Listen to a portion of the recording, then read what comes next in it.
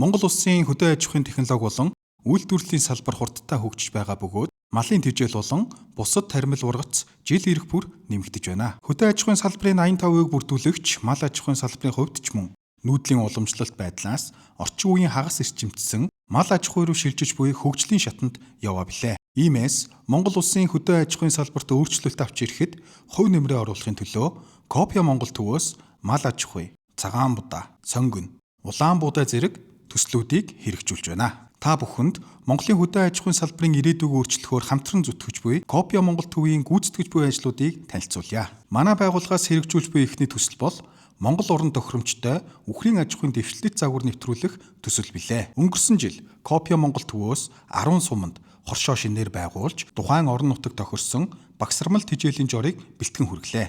Төслийн бүсүүдэд FTMR ферментжүүлсэн тэжээлийн технологиг нэвтрүүлсэн ба үүгээр дамжин тэжээлийн шимт чанар нэмэгдэж, хадгалалт удааширч, улмаар малын эрүүл мэнд сайжирч, хорготол багасах томоохон ач холбогдолтой тул өвөл урттай Монгол оронд нэн тохиромжтой технологи гэж дүгнэгдэж байна. Орон нутаг бүрийн онцлогийг харгалзан 5 суманд урлоон тэжээл, үлдсэн 5 суманд дарш бэлтгэх технологиг түгээн дэлгэрүүлсэн билээ. Мөн уг тэжээлийг малчид өөрсдөө шууд үйлдвэрлэх боломж бүрдүүлэхийн тулд ферментжүүлсэн микроорганизмын нэмэлт, тэжээл үйлдвэрлэлийн цех, том уурын холигч, ороогч машин, үр тарианы ботлуур, тэрэм зэрэг үндсэн тоног төхөөрөмжийг суйрлуултаас нь эхлэн ашиглалтанд оруулах хүртэл нь мэрэгжлийн түвшинд шууд дэмжин ажиллаж тэжээл бэлтгэх нөхцөлийг бүрэн хангаж ажиллалаа. Үүнтэй зэрэгцэн мас үргийн үйлдвэрлэлийг нэмэгдүүлэх зорилгоор зохиомл хэлтүүлгийн ажлыг төсөлд тусгаж, хэлтүүлгийн мэрэгчлэн техникч нарыг сургаж бэлтгэлээ. Мөн малын үр хөврөл, эм бэлтмэл зэргийг бүгд найрамдах Солонгос улсаас импортлох зөвшөөрөл, зохицуултын нөхцөлийг бүрдүүлснээр Монголын мал аж ахуйн салбарын суурийг үндсээр нь бэхжүүлэх ажлыг шат дараатай хийж гүйцэтгэж байна.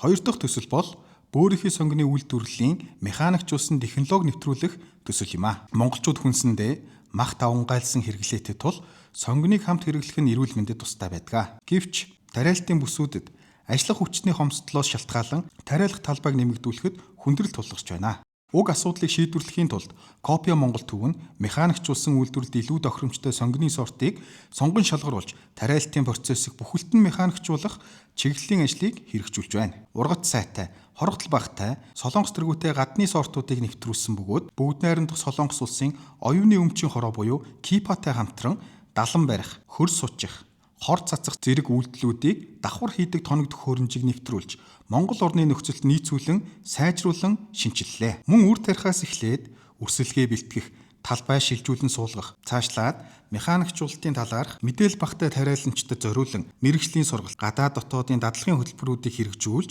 бөөрийнхий сонгоны доктортой үйлдвэрлэлийн суурийг хамтдаа бүрдүүлж байна.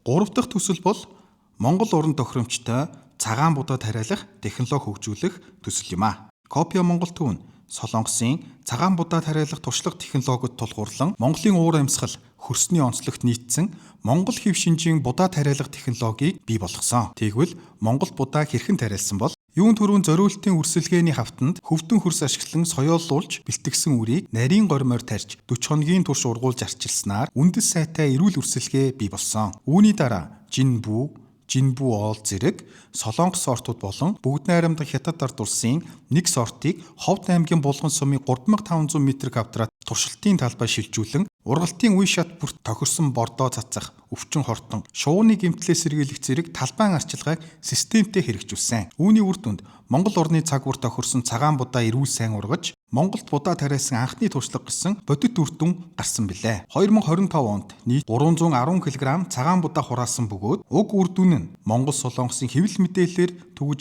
олон нийтэд хүрсэн.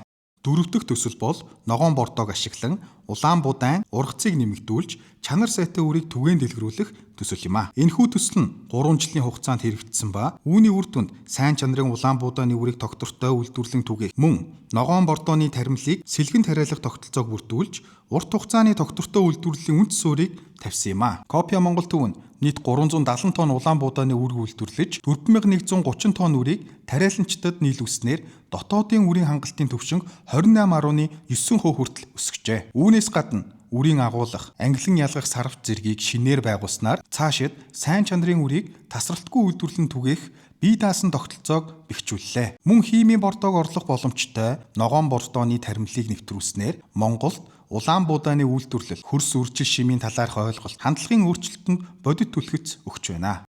Өнөөдөр ч мөн Монголын хөдөө аж ахуйд бодит тасралтгүй өөрчлөлт үргэлжилсээр байна. Цаашид ч мөн Копио Монгол төв нь Монгол орны нөхцөл байдал тохирсон практик технологиг бодит талбар дээр нутагшуулж, монголчууд илүү эрүүл, тогтвортой, үр ашигтай хөдөө аж ахуйг хөгжүүлэхэд хамтран ажиллах болно.